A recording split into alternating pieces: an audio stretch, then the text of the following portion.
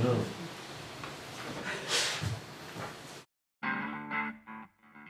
Hallo, my name is Riyad. J'ai décidé de participer à la campagne de Bougie 2013. Ich unterstütze eine Kerzenkampagne. Weil ich glaube, dass ich etwas für die Menschenrechte bewegen kann. Today I invite everybody to join us. Dort zu helfen, wo Menschenrechtsverletzungen am Gange sind. Für viele Menschen auf der Welt bedeutet Amnesty International eine Hoffnung auf Freiheit. Amnesty is fighting for human rights all over the world. Al jaar wird Amnesty eine Kerzenkampagne. Diese Kampagne ermöglicht es Amnesty Luxembourg, seine Arbeit für die Menschenrechte fortzusetzen und unabhängig zu bleiben. Est l'occasion pour tout le monde de contribuer par un geste simple et utile à soutenir les défenseurs des droits humains dans le monde. Car il est important de tous se mobiliser pour lutter contre la violation des droits humains.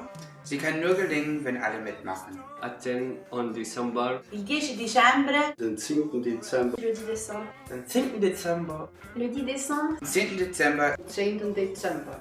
10. Dezember. 10th of December. ist der Tag der Menschenrechte. C'est la journée des droits humains. Den Tag der Menschenrechte. Weist er Solidarität dadurch, dass er ein Amnesty-Kerz kauft. Acheter ou offrir la bougie d'Amnesty pour les fêtes de fin d'année. So, light up your candles. Pour Amnesty International.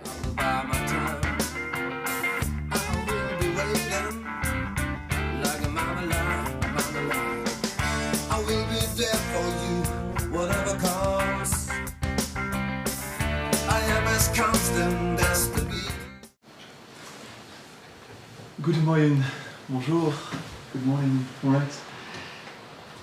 Bienvenue à la conférence de presse de lancement de la campagne Bougie 2013 d'Amnesty International.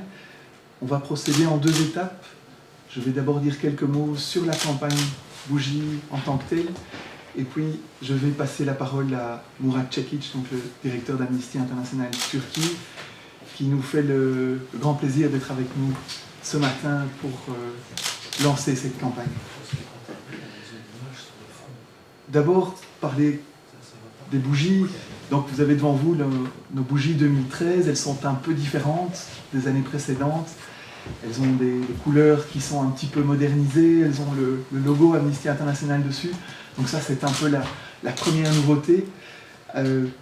Deuxième élément important, évidemment, l'objectif de la campagne. Notre objectif est de vendre 15 000 bougies dans tous les villages, toutes les villes du Grand-Duché. C'est évidemment très important pour nous de vendre des bougies parce que c'est ce qui nous permet de, comme un de nos membres le disait dans le clip que vous avez vu, de garder notre indépendance. Amnesty International est presque totalement dépendant des fonds de ses membres, de ses sympathisants. Et donc c'est évidemment très très important. C'est la 28e édition de la campagne Bougie. La campagne Bougie a commencé au Luxembourg en 1985. Et donc c'est une tradition qui est importante pour nous. Nous savons que la population luxembourgeoise y est très attachée. Et donc cette année, nous voulons vraiment faire une belle campagne. Campagne qui évidemment sera centrée sur les bougies, mais sera aussi, et c'est peut-être même encore plus important, centrée sur les droits humains. Donc nous appelons aujourd'hui à toutes les bonnes volontés pour nous aider à vendre ces bougies et nous aider aussi à l'occasion de cette campagne à soutenir un certain nombre de personnes qui sont dans des situations particulièrement difficiles. Je vais vous en dire quelques mots dans un instant. Mais avant ça, on va peut-être passer en revue les affiches de la campagne. Alors vous avez eu un aperçu dans le clip. Une première affiche que vous avez devant vous représente en fait un réfugié syrien qui est arrivé au Luxembourg il y a quelques mois. Quelqu'un qui a fait preuve d'un courage assez extraordinaire et qui a rallié Amnesty International il y a quelques semaines. Donc on est très content de le mettre en avant dans le cadre de la campagne Bougie. Il attend encore son statut de protection internationale au Luxembourg et nous espérons que ça ne tardera pas. Une deuxième affiche, désolé, un peu coupé. Deuxième membre d'Amnesty International, membre actif que nous avons voulu mettre en avant. Une femme évidemment parce que les droits des femmes sont importants, c'est quelque chose sur lequel nous allons travailler encore plus dans les prochains mois. Troisième affiche représentant ça va ça? Voilà, c'est mieux. Notre ancien président de l'Amnesty international Luxembourg, Robbie Altman, que vous connaissez peut-être, quelqu'un qui joue encore un rôle très important et qui fait énormément pour des personnes qui sont aujourd'hui dans une situation impossible, soit emprisonnées, soit dont les droits sont bafoués. Donc vous l'aurez compris, le thème de notre campagne cette année, c'est vraiment comment des personnes ordinaires, comment vous et moi, nous pouvons changer quelque chose, changer le monde, mais aussi changer la situation de personnes ailleurs, améliorer les droits humains, contribuer à ce que la situation de ces autres personnes soit vraiment meilleure. Ça devient en anglais « Everyone can stand up for human rights », en luxembourgeois « Iedereen kan zich voor mensenrechten aanzetten » ou en français « Tout le monde peut défendre les droits humains ».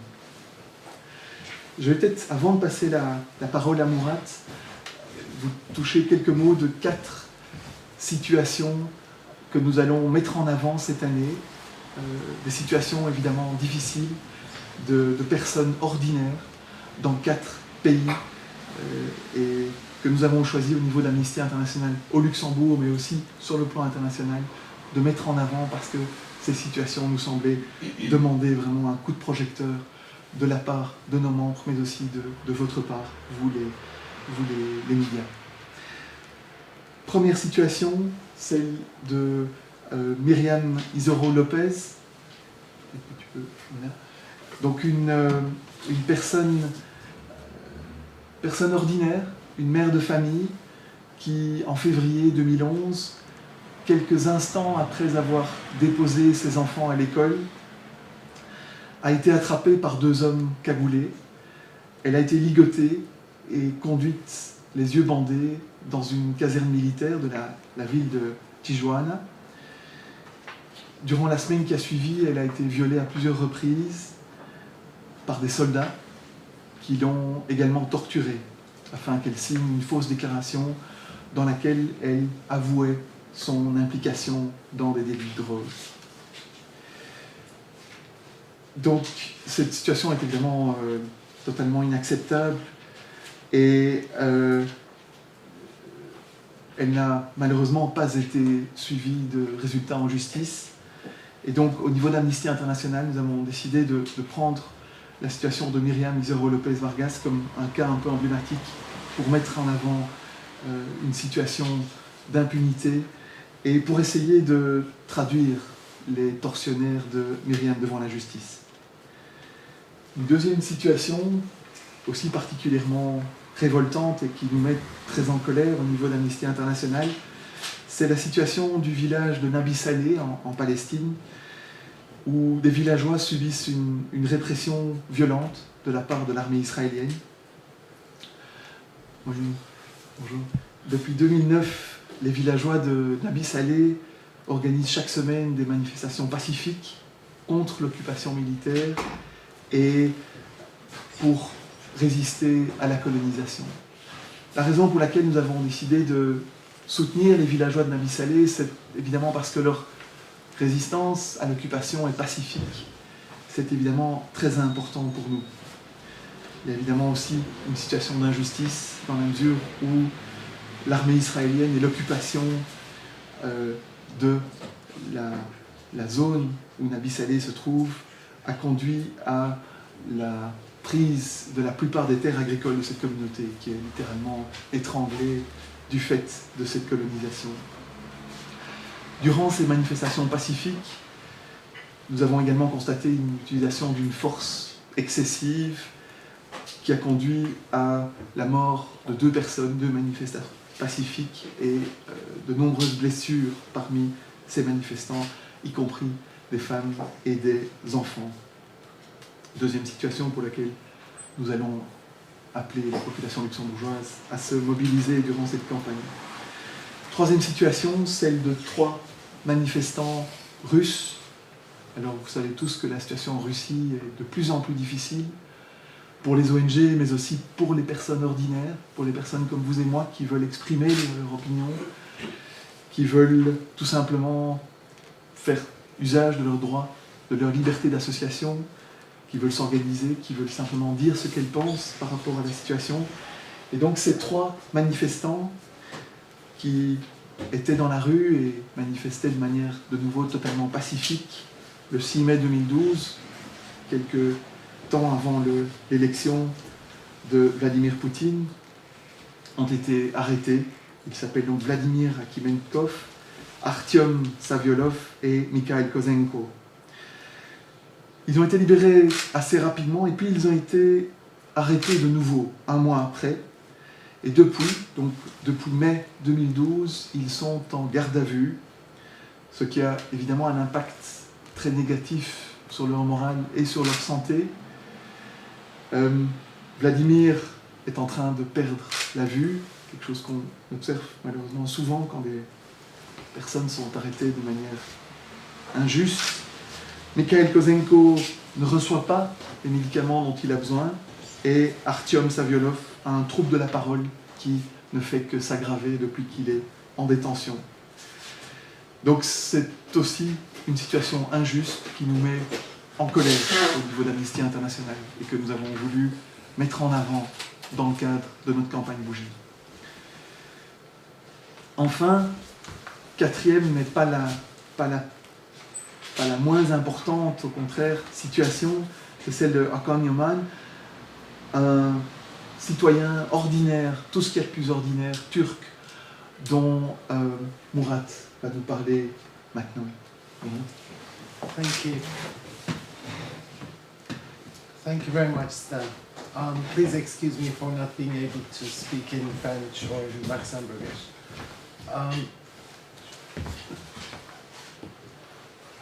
I'm here to talk about what happened during last summer in Turkey, because actually what we have seen in Istanbul and all around Turkey was that in Turkey the torture has been carried out on the streets that we walk, on the streets that we go to work and go to our houses and shop. We have seen torture on the street, which is outrageous, which we cannot stand, which we can fight with. During the last summer, I think I should first give a brief of what happened, and then maybe I can specifically talk on the case of Hakan. Hakan, we see a nice and old picture of Hakan. It's not that old, it's just 3-4 months old picture, because now his face has changed. His body has changed. He has been harmed a lot. His 2 eyes cannot see now, and he has been deformed. So we cannot use his new pictures. It would be real problematic to use his new pictures. But I suggest you go online and Google him, and you'll see what happened exactly on his face after the police attack against him. But let me go back to 31st of May in Turkey, where the police started a very aggressive, brutal and shameful attack on peaceful protesters in Istanbul. Actually, in the last week of May, a group of peaceful protesters came into Gezi Park, where a demolition project has been planned and announced by the government. It was a very small group in the beginning, and they were having their tents there. It's a big park, so it was only a single corner of the park. It wasn't something that you would see, you would notice all around the city. It was something very small. But then the police attacked aggressively at 5 a.m. in the morning with tear gas and with all sorts of projectiles against that small group of protesters. This outraged the public. This was actually the beginning of the events. And if the police didn't issue such an attack against peaceful protesters, I think we wouldn't have such series of protests on the streets. It took 4 days after the first attack from the police to gather thousands of people on Taksim Square, on the main square, which also includes that famous Gezi Park in it. But then on the 31st of May, I want to share my own story about it. I was not in Taksim at that time because our office is in Taksim, very close to Gezi Park, and I was in other part of the city, and my colleagues found me and asked me to come to the office because something big is happening here, so we had to analyze what we're going to do. I wanted to take the metro, subway, which would carry me to the Taksim. Then I realized all metro connections are shut down, all bus services, all ferry services, and Istanbul is a big city, we have several ways of transportation, and all sorts of public transports has been cancelled by the local authority.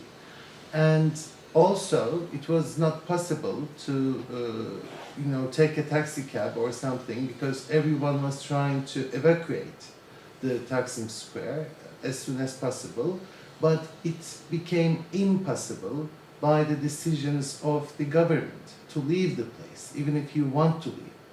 And even if you want to go, you couldn't go, so I had to take a walk around 2 hours to go to our office, and it was one of the hardest hours of my life because we simply couldn't breathe on the streets.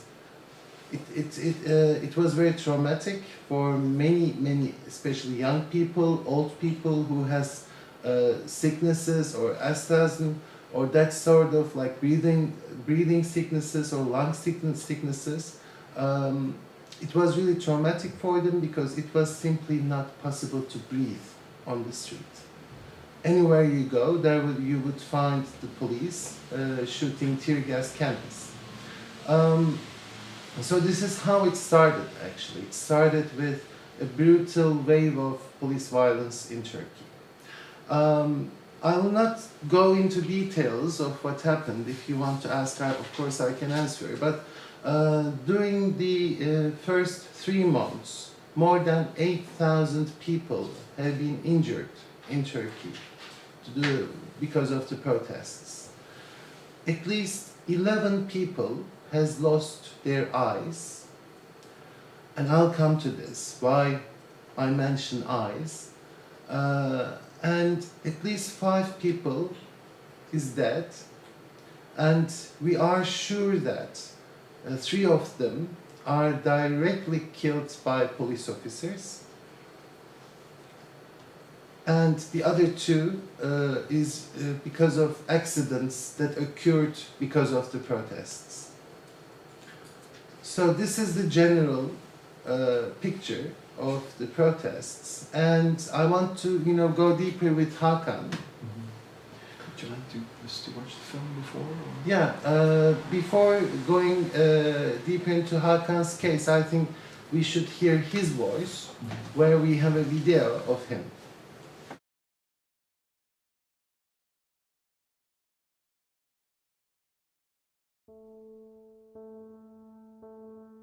Nefret ediyorum yani tamam yani bunlar nasıl yani bana böyle bir şey yapabilir?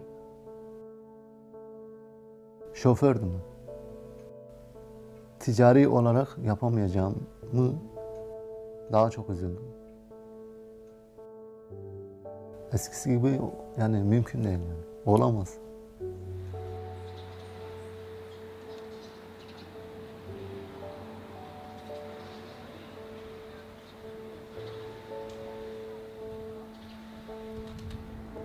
Dolayısıyla tam şurada Toma aracı köşeden çıktığı gibi tazikli su sıktı önce bana. Arkasında polisler çıktı.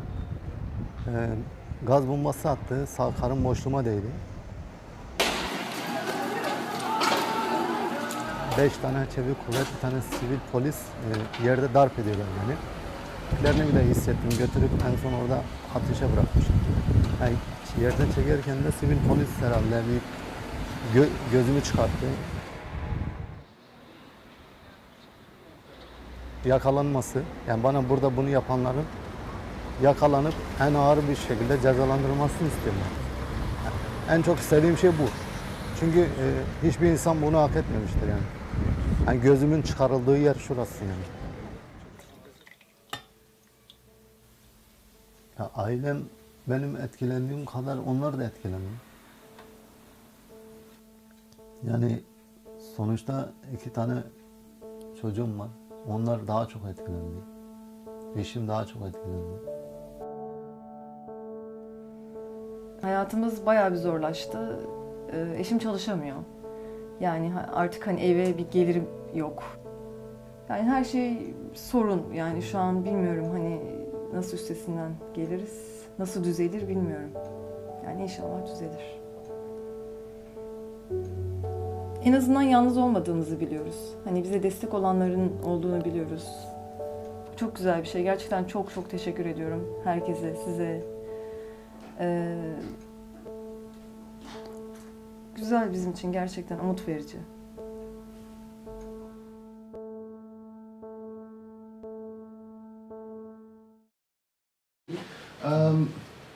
Also, what happened is, the government refused to stop this police violence, and they used a very tough, very strong language against the peaceful protesters. At one certain point, the Minister for EU Affairs in Turkey said, anyone who has been spotted in Taksim Square, which is the biggest major square of the city, of a city of 20 millions, he said anyone spotted in Taksim Square will be dealt as a terrorist. So this is something that cannot happen in any democratic or human rights-based society. I think this gives a clear example of how the government dealt with the situation. This is Hakan. He had some surgeries, he had some plastic surgery after the initial attack. So this is like he somehow recovered from the initial attack. So this is, you know his picture, we have just seen a couple of minutes ago, and this is his new face now. Hakan is a minibus driver, and he's not a protester. He was not involved in the protests, and he was not even aware what the protesters were asking for. He lives in a very poor part of the city where a lot of protests took place, because many of the international coverage was about the actual protests in Taksim, but other parts of the city also had such protests, especially in the poorest parts of the city. He lives in that poor part of the city, and he was just trying to go to his work because he has to take a shift as a bus driver. And on his way to his work, he was stopped by some policemen. And since he looks like a minority person, we think that this was the very initial motive for the police to stop him. He was questioned and he said, "I'm going to my work." And they didn't believe him, and they started to hit him. And this hitting, this beating is taken into video by someone who has been like taking video of the situation of the protests from his balcony.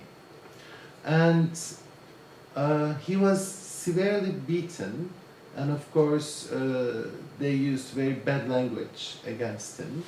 And at some point, one of the people who was beating him digged his eye. Actually, they put a hard object into his eye, and that's why one of his eye is like severely deformed, and it's not possible to recover. And they digged his eye out of his body. And he was, of course, fainted and could not move. And at that point, they thought that he was died. And according to their words, to finish his job, they put him on a fire, alive. So, you know, it was very brutal, and I'm sorry that I'm trying to, you know, make it as less brutal as possible. You know, then people saw his body on the fire, other people on the street, and came there and, you know, saved him and took him to the hospital. He is, you know, his only way to sustain his family, a wife and 2 kids, is driving. So he cannot work anymore. He's not, you know, a well-educated guy, so he cannot go to like desk job or white-collar job. The only way he can support his family was to drive. And, you know, now they are, the family, the whole family, is simply asking for those people to be caught who has beaten him, including the police, uniformed police, to be caught, to be put on a fair trial, and, you know, to be punished for their actions. So what they want is justice, simply justice. And in Turkey, unfortunately, this is not the most possible thing nowadays. Impunity has been a huge problem in Turkey. It's a chronic problem of the country. People, like police officers who has been subjected to such allegations, were never effectively and promptly investigated. And many of those folders has been closed down because of, you know, because of the problems in the justice system, which tries to protect those people who were alleged of torture as much as possible. So this is like what happened with Hakan, and we contacted him. We contacted several other protesters who had such problems, and we contacted him, and what he actually asked from us to, you know, help him in his fight for justice and make people know about what happened and what can happen on the streets of Istanbul, which is one of the major cities in the world, and where you can, you know, you have a very big expansion of everything, economy and, you know, businesses, and still torture can exist on the street. That's what he wants to be heard of. That's why Amnesty International took his case, and, you know, this is part of our letter writing marathon, a global event that we do annually.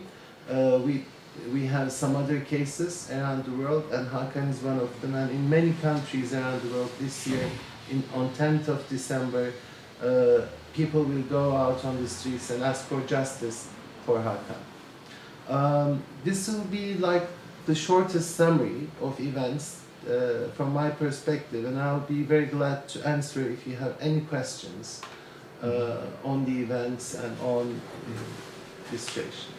Thank you for that. Maybe to add a few words, et je vais repasser en français. Ce que Mourad dit est vraiment important, parce que l'année dernière, si vous vous souvenez, la campagne Bougies d'Amnesty au Luxembourg avait aussi pris un certain nombre de situations individuelles. Nous avions l'année dernière concentré notre travail sur des défenseurs des droits humains qui avaient des situations très très difficiles, qui étaient soit emprisonnés, soit dans des situations impossibles. Et je voudrais quand même revenir un petit peu sur ce qui s'est passé depuis la campagne Bougies l'année dernière. Si je prends par exemple le cas de Ales Bialatsky, un dissident biélorusse qui avait été emprisonné pour des raisons, selon Amnesty, totalement injustifiées, eh bien, il est donc toujours emprisonné en Biélorussie, vraiment un des pays les plus durs en Europe. Mais on a senti, depuis qu'il a reçu à peu près 110 000 lettres et signaux de membres et de sympathisants d'Amnesty dans le monde entier et au Luxembourg, eh bien, on a senti une ouverture. On a vu par exemple qu'il y a quelques semaines, il a pu pour la première fois recevoir de la nourriture de sa famille. Ça paraît pas grand-chose, mais c'est très très important dans un pays aussi répressif et aussi totalitaire que la Biélorussie. Ensuite, quelques jours après, il a pu rencontrer sa femme et sa fille pendant 2 heures. Alors ça peut sembler pas grand-chose, mais c'est vraiment énorme. Et alors il nous a aussi fait savoir que ces centaines de milliers de lettres, il faut vous imaginer, hein, vous êtes en prison et vous avez des centaines de milliers de lettres qui déferlent vers vous, vous êtes tout seul jusque-là, quand vous croyez que vous allez mourir en prison, et vous avez des gens au bout du monde, au Luxembourg, à Hong Kong, en Australie, qui vous écrivent et qui vous disent « on est avec vous ». Et il nous a décrit, c'était particulièrement émouvant, cette espèce de sentiment de faire partie d'une chaîne mondiale qui était dirigée vers lui pour le soutenir et essayer de le sortir de cette situation impitoyable. Et alors, pour ajouter à ces signaux d'encouragement, ces signaux de sympathie, on est vraiment là au niveau humain, hein, comment des personnes ordinaires au Luxembourg peuvent soutenir des gens ordinaires ou qui deviennent extraordinaires par leur parcours dans des pays impossibles. Il a reçu, il y a quelques jours, le Václav Havel Human Rights Award. Ça, c'est évidemment un prix très très important, le prix Václav Havel pour les droits humains. Une reconnaissance évidemment très très significative pour le travail qu'il a accompli malgré son emprisonnement. Un deuxième cas sur lequel nous avions travaillé l'année dernière et qui était vraiment tombé dans l'oubli, dans un autre pays très très difficile pour les défenseurs des droits humains, c'est la Chine. Le cas de Gao Zhisheng, personne ne savait où il était quand nous avons commencé à travailler l'année dernière. Sa famille n'avait plus de nouvelles de lui depuis un très long moment. Et suite de nouveau, il y a eu plus de 100 000 lettres, actions du monde entier, de membres et sympathisants d'Amnesty, y compris un grand nombre à Luxembourg. Eh bien, sa famille a pu le rencontrer, de nouveau, une ouverture, malgré un régime très très répressif. La personne pour laquelle nous nous sommes levés a reçu cette petite ouverture, a pu rencontrer sa famille. C'était évidemment très très important. Sa famille a pu lui apporter un peu d'argent. Hein, vous savez qu'en prison, il faut malheureusement avoir de l'argent, en particulier dans des pays comme la Chine ou la Biélorussie. Il a dit qu'il se sentait bien physiquement, il a simplement dit à sa femme eh bien, prends bien soin de mes enfants et ne t'en fais pas trop pour moi. Ce qui est aussi assez parlant malgré la situation extrême dans laquelle il se trouve. Une troisième situation pour laquelle nous étions levés l'année dernière, la situation d'une petite ONG soudanaise qui s'appelle Jerifna. De nouveau, des centaines un total de 188 803 actions, de nouveau dans le monde entier, y compris un grand nombre à Luxembourg. On parle de plusieurs milliers d'actions à Luxembourg. Et à la suite de ces actions, évidemment, cette petite association de jeunes était très touchée et elle nous a écrit, je vous lis le texte en anglais qu'il nous a envoyé. I want to tell Amnesty International activists that they would never know how much it has meant to us. The letters that came for us at the right time.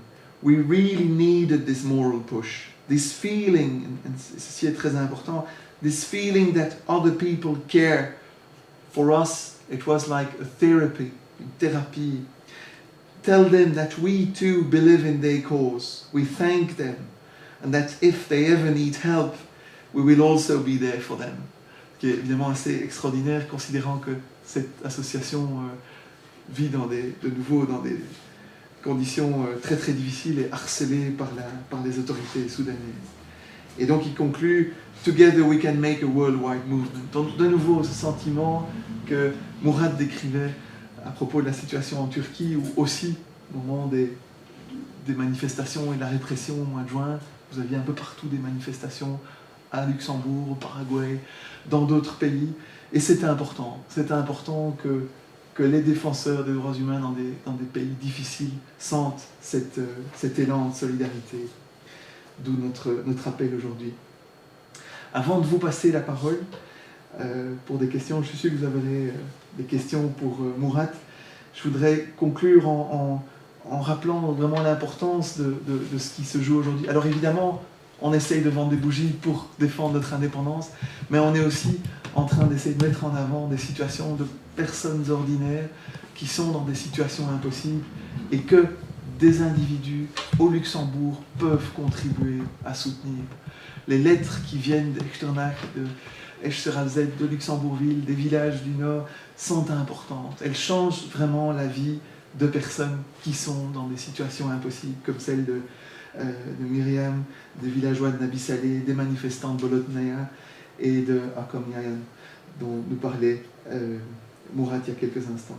Je voudrais conclure en disant que ce soir, nous ferons dans notre petit bureau d'Amnesty International à Luxembourg une soirée porte ouverte au grand public.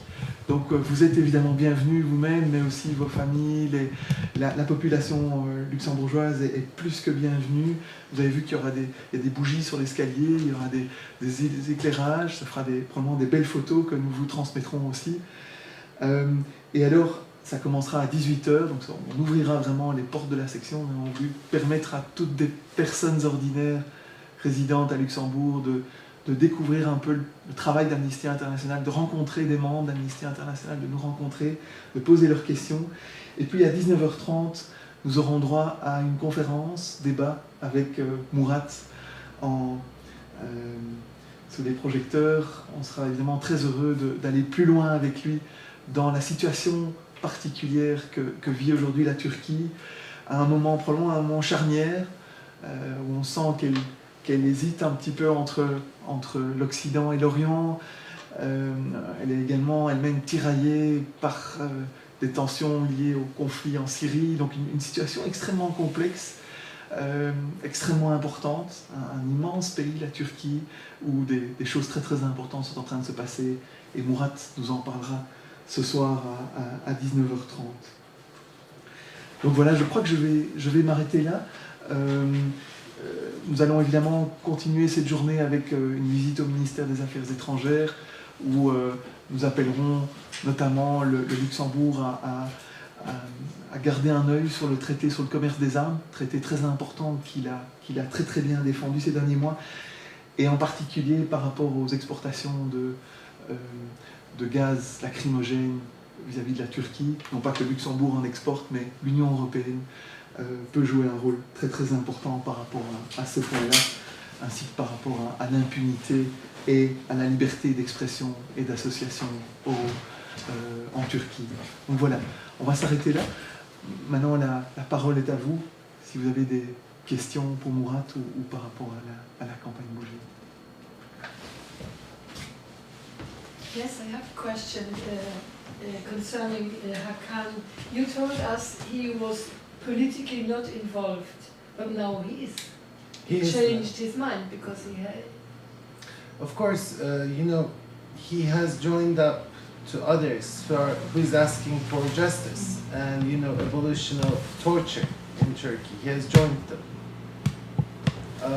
But still, we cannot talk about like a complex, political involvement that he is, because he's now busy with recovering and, finding a way to leave. He's busy with that now, unfortunately. Because the manner you described his action, for me, it's already very risky.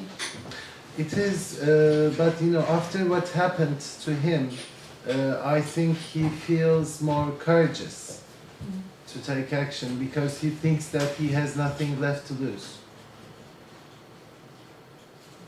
That is one of the things.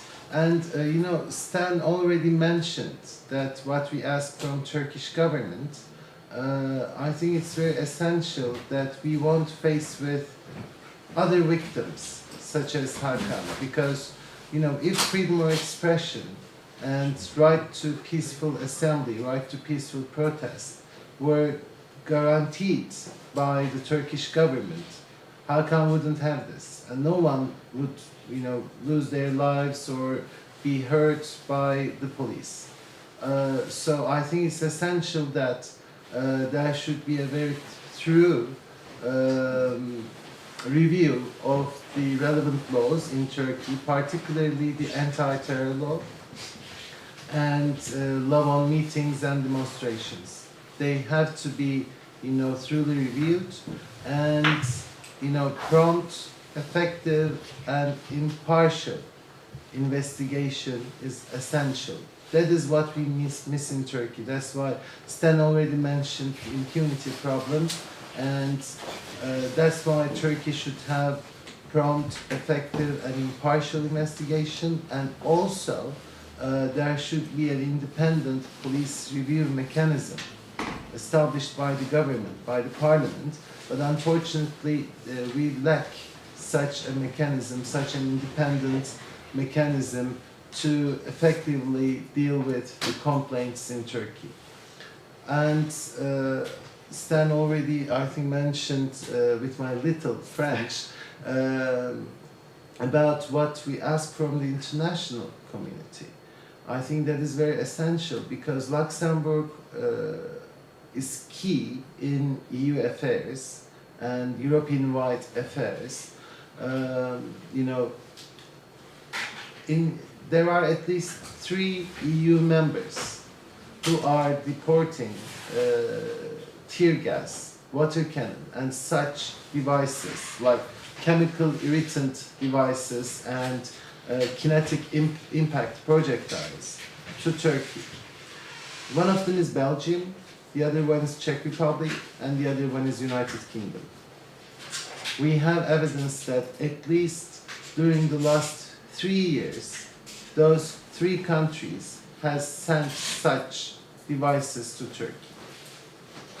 So all EU member states, including those 3, and including Luxembourg, has taken a position on this and suspend all sorts of such transfers, such riot control equipment and projectiles to Turkey until Turkey establishes investigations which is impartial and effective and ends the impunity problem. Because I don't think that EU citizens from Luxembourg or from United Kingdom don't want to, feed the torture in the streets of Istanbul. That's why member states of the EU should take such action. And of course, another thing the Luxembourgish government should do is, Turkey is a member of Council of Europe and under the jurisdiction of the European Court of Human Rights, and full implementation of the recommendations of European Court of Human Rights has to be done by Turkey. And as a member state of Council of Europe, Luxembourg has a say on this, and the country should be pushing more on Turkey to ensure the full implementation of the decisions of the court, decisions and recommendations of the court. So, I think it's recently started to have direct flights between Luxembourg and Istanbul, so those planes should carry human rights messages, not only financial relations and banking people, but also human rights messages are essential. It's a very important message. Actually, la Chambre des députés luxembourgeoise a adopté il y a quelques mois une motion sur les droits humains en Turquie, donc qui demande au gouvernement de prioriser les droits humains dans le cadre de ses relations bilatérales. Et nous espérons que le futur gouvernement va évidemment continuer à prioriser les droits humains dans ses relations avec la Turquie. Est-ce qu'il y a d'autres questions?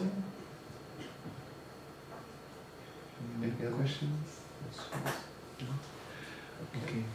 En ce cas, merci beaucoup, Phil Mols, merci pour votre présence. C'est important que vous soyez là. Et donc on vous est très reconnaissant.